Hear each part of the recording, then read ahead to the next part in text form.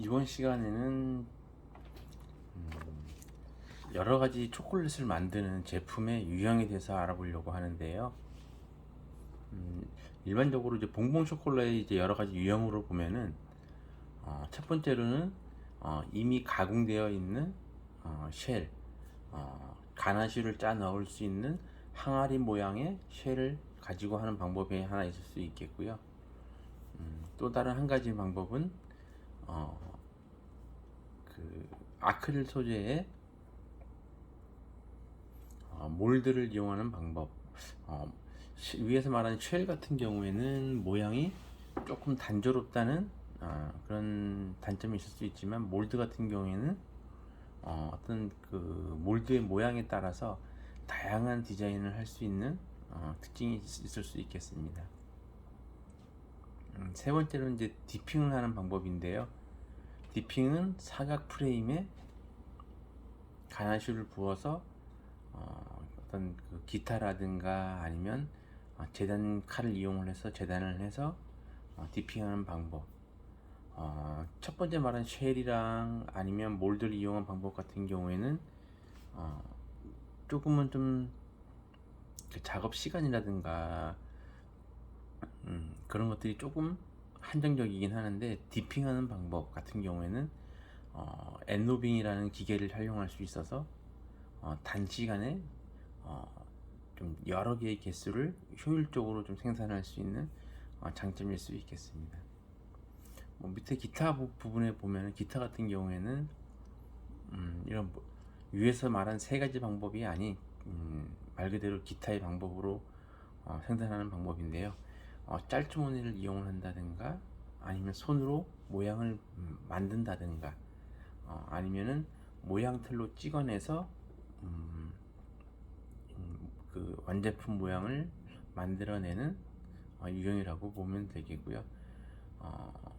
기타 같은 경우에는 기존에 있지 않은 다양한 모양을 연출할 수 있지만, 특정 제품들을 많이 만들 수 없다는 좀 제한적인 부분이 단점일 수 있겠습니다. 다음으로는 각각의 어떤 가나쉬를 이용한 봉봉 초콜릿을 만들 때 어떤 특징적인 부분에 대해서 살펴보도록 하겠습니다. 첫 번째는 쉘 모양의 유형의 작업을 하는 가나쉬의 유형이고요. 말 그대로 쉘은 항아리 모양의 쉘에다가 이미 가공된 가나쉬를 이용을 해서 그, 그 항아리 모양 안에다가 빈 공간이 생기지 않도록 가나쉬를 가득 짜 넣는 방법을 얘기를 하는데요. 이렇듯 이제부터 가나쉬 같은 경우에는 그 쉘 안쪽에 가득 채우는 방법인데, 자칫 살균되지 않은 짤주머니라든가 도구들로 인해 가지고 자칫 그 안에 가나슈가 상할 수 있거나 그런 위험에 노출되지 않도록 작업을 할 때에는, 가나슈를 작업을 할 때에는 살균된 도구들을 사용할 수 있도록 하고요. 특히나 알코올이라든가 열탕으로 해서 살균된 도구들을 사용하시는 것이 바람직할 수 있겠습니다. 작업을 할 때에는 가나슈의 온도는 30도씨 정도로 완성된 가나슈를 짜 넣는 것이 좋겠고요. 너무 뜨거웠을 때에는 쉘의 모양이 변형이 될 수도 있고 하기 때문에 30도씨 정도의 가나슈를 쉘 안에 빈 공간이 생기지 않도록 하는 것이 바람직할 수 있겠습니다. 이 쉘이 그 일명 그 가나슈를 디핑했을 때 밖에를 코팅해주는 역할을 하기 때문에 가나슈 그 쉘 안쪽에 빈 공간이 생기지 않도록 가득 채워서 공기와의 접촉을 최대한 하지 않게끔 하는 게 중요할 수 있겠고요. 쉘을 가득 채운 다음에는 다크 초콜릿을, 쉘이 만약에 다크 초콜릿이라고 하면 다크 초콜릿을 템퍼링을 해서 위에 항아리로 보면 뚜껑이 되겠죠. 그죠? 가나슈가 차 있고 그 위에 빈 공간이 돼 있는 부분을 초콜릿을 템퍼링을 해서 쉘 성분하고 똑같은 성분으로 해서 마감을 해주시면 되겠고요. 각각 초콜릿에 따라서 쉘은 일반적으로 밀크, 다크, 밀크, 화이트 세 가지를 하는 것이 가장 일반적이겠고요. 안에 사용하는 가나슈는 뭐 다양하게 밀크, 다크, 밀크, 화이트 사용하셔도 되고요. 특징적인 맛들을 다양하게 연출할 수 있는 장점일 수 있겠습니다.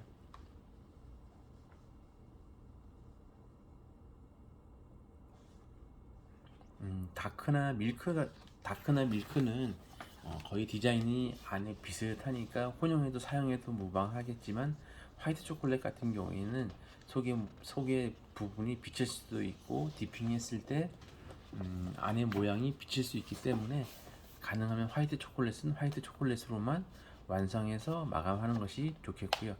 안에 화이트 초콜릿으로 된 항아리 모양의 쉘 안쪽에는 다크나 밀크나 화이트 어떤 것이든지 사용 가능할 수 있겠습니다.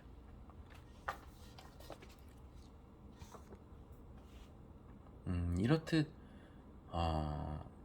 그 쉘을 이용한 그 봉봉 초콜릿을 만들 때 장점으로는 어떤 제조 기관 기업의 회사에서 일정한 모양으로 쉘을 만들었기 때문에 모양이 일정한 제품들이 만들 수 있다는 장점이 있을 수 있겠고요.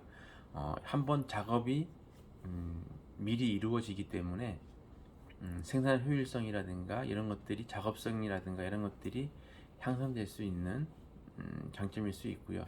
무엇보다 쉘이 안정적으로 가공이 미리 되어 있기 때문에 속에 사용하는 가나슈의 물성을 조금 더 묽은 수분을 많이 가지고 있고 조금 더 부드러운 가나슈를 사용할 수 있다는 장점이 될 수 있겠습니다. 밑에 설명한 바와 같이 쉘에 사용하는 가나슈의 수분 함량은 약 24% 정도까지 사용할 수 있겠고요. 디핑할 수 있는 엔노빙으로 잘라서 할 수 있는 경우에는 약 한 18% 정도의 수분량 함량이 적절하다고 보시면 되겠습니다. 무엇보다 이 쉘을 이용한 초콜릿을 만들 때 가장 큰 단점은 이미 가공된 쉘을 구매를 해야 된다는 원가 부담이 조금은 상승된다는 단점이 있을 수 있겠습니다. 이렇듯 조금 더 많은 수분 함량을 가진 가나슈를 완성할 수 있는 장점이 있는 반면에 조금 더 이 가나슈가 조금 충분히 안정적으로 될 수 있는 시간을 충분히 주는 것이 그 가나슈의 안정을 좀 취할 수 있겠고요.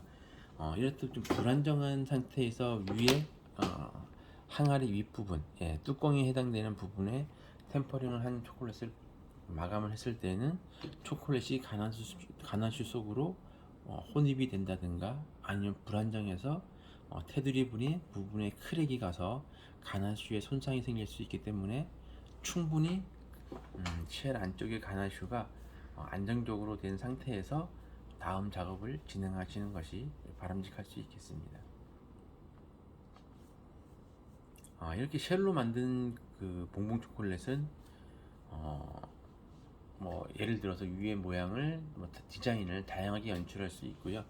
뭐 디핑 포크를 이용한다든가 아니면은 작은 짤주머니를 만들어서 위에 모양을 데코레이션을 한다든가 아니면은 좀 되게 자연스럽게 디핑 포크를 연출을 해서 굴려준다든가 아니면은 바깥쪽에 디핑을 이렇게 된 상태에서 한 번은 무조건 마지막으로 디핑을 해서 코팅을 한 상태로 마무리를 해야 되기 때문에 디핑 포크를 이용한다든가 아니면은 손을 이용해서 작업용 장갑을 낀 상태로 밖에다 초콜릿을 묻혀주고 맨 바깥쪽에는 크런치라든가 쿠키라든가 아니면 뭐 여러가지 분당이라든가 코코아라든가 이런 다양한 그 재료를 이용해서 마감하고 하면서 그 디자인을 마감하시면 되겠습니다.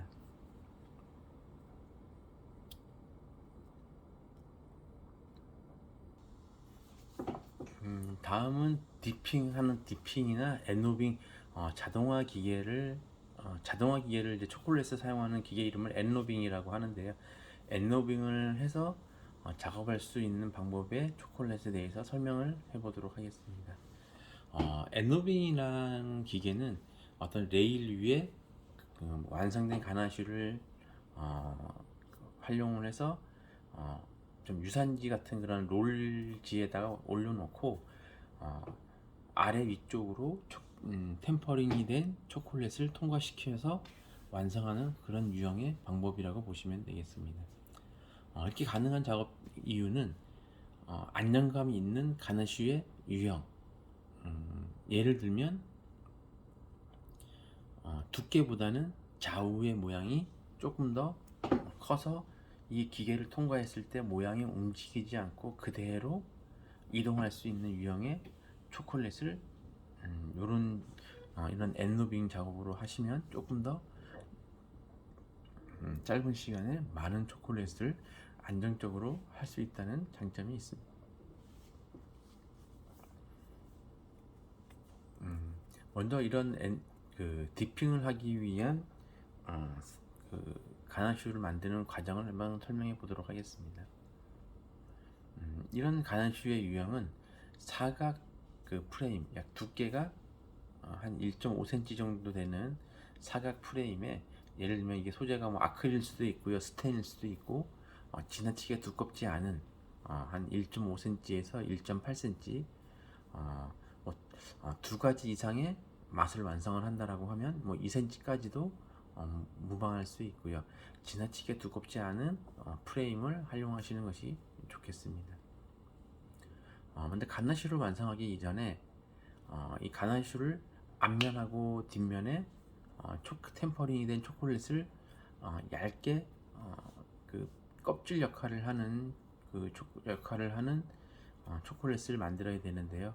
먼저 가나슈를 만들기 전에 사각 모형 프레임 안에 디핑할 때, 예를 들어 디핑할 때 화이트 초콜릿을 사용할 거면 화이트 초콜릿을 준비하고, 밀크나 다크를 사용한다라고 하면 거기에 해당되는 초콜릿을 미리 템퍼링을 해서 얇게, 예를 들면 이 두께가 한 1mm 정도 최대한 얇게 발라서 준비하시는 것이 좋겠습니다.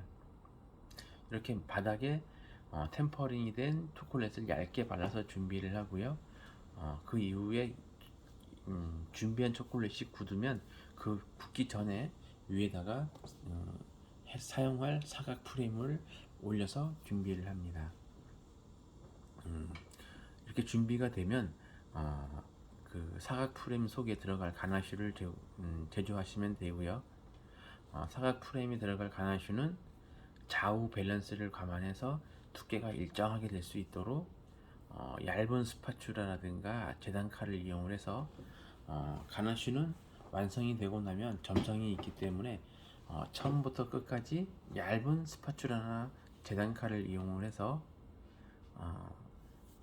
처음부터 끝까지 두들겨 주듯이 처음부터 끝까지 진행을 하면서 두께가 일정하게 유지되도록 해주시면 되겠습니다.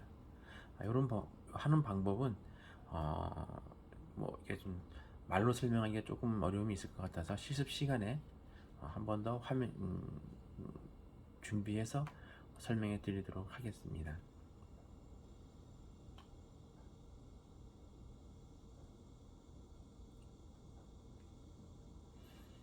이렇게 일정한 두께로 완성이 되고 나면 지난번 시간처럼 화이트 초콜릿이나 밀크 초콜릿 같은 경우에는 어느 정도 시간이 지났을 때 윗면에다가 비닐 소재를 덮어서 어떤 수분이라든가 이런 것들이 달라붙지 않게끔 안정적으로 가나슈가 완성이 될 수 있도록 준비하시는 것이 바람직할 수 있겠고요. 이렇게 가나슈가 제조가 돼서 좀 안정적으로 굳게 되면 그 이후에는 가장자리를 얇은 커터칼이나 스파‌츌라를 이용해서 제거한 다음에 윗면에다가 템퍼링한 초콜릿을 얇게 발라서 다시 한번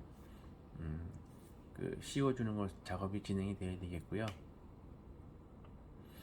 이러한 부분은 가나슈와 재단을 했을 때 여러분들이 엔로빙을 하거나 이랬을 경우에는 조금 더 그런 문제점이 생기지 않지만 디핑 포크를 이용해서 디핑을 할 때에는 자칫 그 디핑 포크에 그 가나슈가 달라붙어서 모양이 흐트러지거나 아니면은 가나슈가 새어 나오는 그런 현상이 나타날 수 있기 때문에 여기서 말하는 앞면과 바닥면을 템퍼링한 초콜릿을 발라주는 그 부분은 여러분들이 조금 전에 설명드렸던 쉘 모양 초콜릿에 가나슈를 짜 넣었을 때 디핑을 할 때 이 쉘 모양 역할을 하는 게 지금 설명드린 앞면과 바닥면에 템퍼링한 초콜릿을 발라주는 역할을 그런 부분이라고 보시면 되겠습니다. 이렇듯 재단을 하고 디핑을 해서 그 내려놓은 다음에 초콜릿이 완전히 굳기 전에 윗면에 디핑 포크를 이용해서 무늬를 내거나 아니면 어떤 장식되는 데코레이션 장식물을 위에 올려놓는다든가 아니면 짤주머니를 이용해서 윗면에 장식하는 것도 바람직할 수 있는데 초콜릿이 완전히 굳은 다음에 무늬를 내게 되면 초콜릿하고의 이질감이 생겨서 어떤 포장이라든가 작업 시에 쉽게 서로 간에 떨어질 수 있는 부분들이 있기 때문에 주의해서 작업하시는 것이 좋겠습니다. 이렇듯 디핑으로 만들어내는 초콜릿을 작업할 때 주의할 사항으로는 재단할 때 기타라는 전용 기타가 있는데요. 전용 기타는 그 악기죠. 기타에 보면은 얇은 그 기타 줄이 있는데 어떤 이런 그 재단을 목적으로 좀 단단한 소재의 로 만들어진 일정한 두께로 잘라질 수 있는 기타가 있는데요. 이런 것들을 이용을 하게 된다라고 하면 한 번에 짧은 시간에 일정하게 자를 수 있는 장점이 있을 수 있고요. 근데 이런 것도 마찬가지로 뭔가 구매를 해야 되니까 비용이 좀 들어간다는 단점이 있을 수 있고요. 하지만 이런 기타가 아닌 재단 칼을 이용할 때에는 초콜릿이 잘라질 만한 커팅 칼에 열을 좀 가하거나 아니면은 뭐 온수를 사용을 한다든가 해서 가나슈가 잘라질 만한 그런 온도를 맞춰주는 것이 중요할 수 있고요. 처음 지금 이 디핑용 가나슈 같은 경우에는 중간에 가나슈가 있고 앞면 그 윗부분과 아랫부분에 템퍼링한 초콜릿으로 그 앞면하고 뒷면이 발라져 있는데요. 이런 커팅 칼을 이용을 할 때에는 한 번에 이게 좀 온도가 가해진 칼로 이용해서 한 번에 자르는 것이 아니라 윗면에 템퍼링된 초콜릿이 발라져 있는 부분에 일정한 간격으로 재단할 모양으로 미리 재단을 모양을 만들어 놓고요. 첫 번째로 가열된 히팅 칼로 템퍼링된 초콜릿 표피만 얇게 잘라주는 그런 작업만 먼저 진행을 하시면 되고요. 이렇게 하는 이유는 히팅된 커팅 칼을 처음부터 윗면하고 끝에까지 한 번에 잘랐을 때 가난슈의 모양이 흐트러지거나 재단했을 때 열이 오랫동안 가해진 위쪽 부분이 약간 사다리꼴 모양으로 만들어질 수 있는 부분들이 있기 때문에 위에 부분만 가볍게 그 자국을 내고 나서 모양이 그냥 바둑판 모양으로 예를 들어 2.5cm 간격으로 일반적으로 초콜릿은 2.5cm 재단하는 것이 일반적인데요. 2.5cm 바둑판 모양으로 무늬를 만들어 놓고 나서 그 이후에 조금 더 처음 예를 들어서 윗면에 템퍼링된 초콜릿을 자를 때의 온도하고 위에 무늬를 표피만 잘라놓는 부분하고 그 이후에 가나슈까지 잘랐을 때의 온도하고는 차이를 두어야 되는데요. 먼저 위에 부분 템퍼링된 초콜릿을 자를 때의 온도를 조금 더 높게 하고 가나슈 부분을 모양을 잘라낼 때에는 최초의 무늬를 낼 때보다는 조금 더 낮은 온도로 잘라주는 것이 바람직하겠습니다. 조금 더 높은 온도로 잘랐을 때에는 가나슈의 모양이 흐트러지고 녹는 성질이 좀 더 강하기 때문에 주의해서 재단해 주시면 되겠습니다. 필요에 따라서는 2.5cm 재단하는 것이 일반적이지만 그러지 않아 일반적으로는 예를 들면 1.5cm라든가 필요에 따라서 직사각형이라든가 뭐 다양하게 연출하시면 되겠습니다.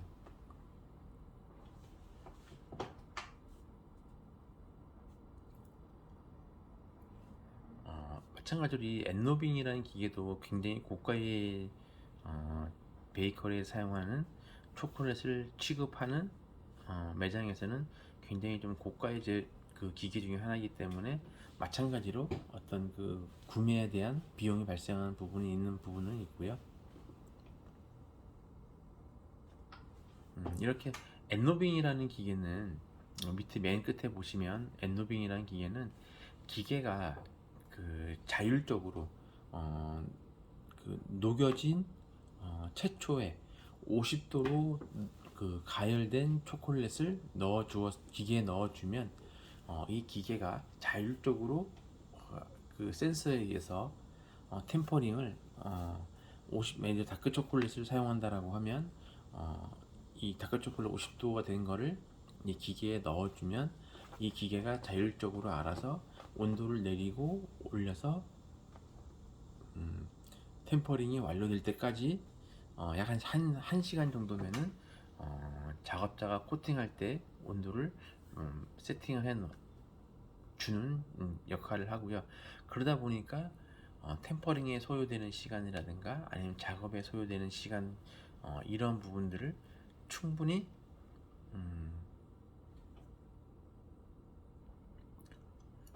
충분히 좀 시간을 안배를 한다든가 좀 그 효율적으로 작업을 할 수 있는 장점이 있는 부분입니다.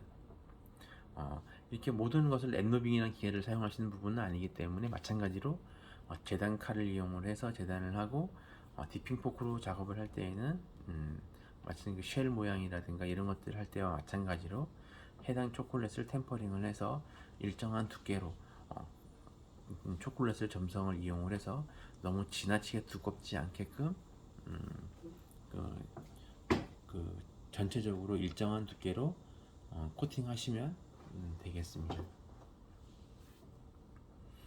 이런 엔노빙 기계를 이용하게 되면은 좀 짧은 시간에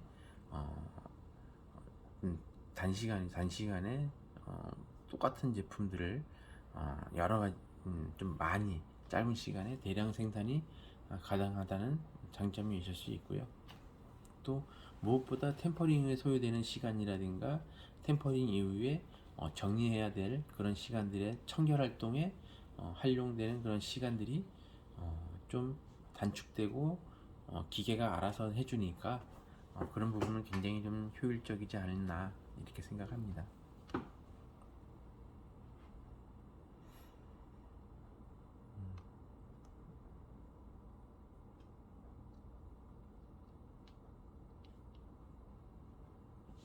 이게 엔노빙 작업을 진행을 할 때에도 이 완성된 가나슈하고 재단된 가나슈의 상태가 약 한 25도 정도면 적절한 온도라고 보시면 되겠습니다. 이런 가나슈의 유형도 만들어서 충분히 좀 안정을 주는 것이 중요하겠고요. 가나슈를 만들고 최소한 하루 내지는 이틀 정도를 가나슈의 유형에 따라서 적절하게 안정적으로 그 세팅될 수 있는 시간을 충분히 주고 다음 재단 작업이나 코팅 작업을 진행하는 것이 이상적인 건 가나슈를 만들어서 하루나 이틀 정도 좀 숙성 기간을 가지고요. 또 앞뒤면 코팅을 하고 나서 일정한 사이즈로 재단한 이후에 열이 가해진 부분에 아니면 작업이 이루어진 부분에 약간의 변화가 있을 수 있기 때문에 충분하게 좀 세팅될 수 있는 시간을 두고 나서 그 다음 작업을 진행하는 것이 바람직할 수 있겠습니다.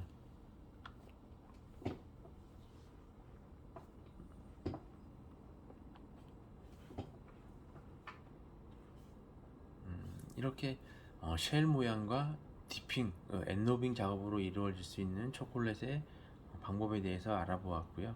무엇보다 이렇게 말로 설명하기에는 조금 어려움이 있는데요.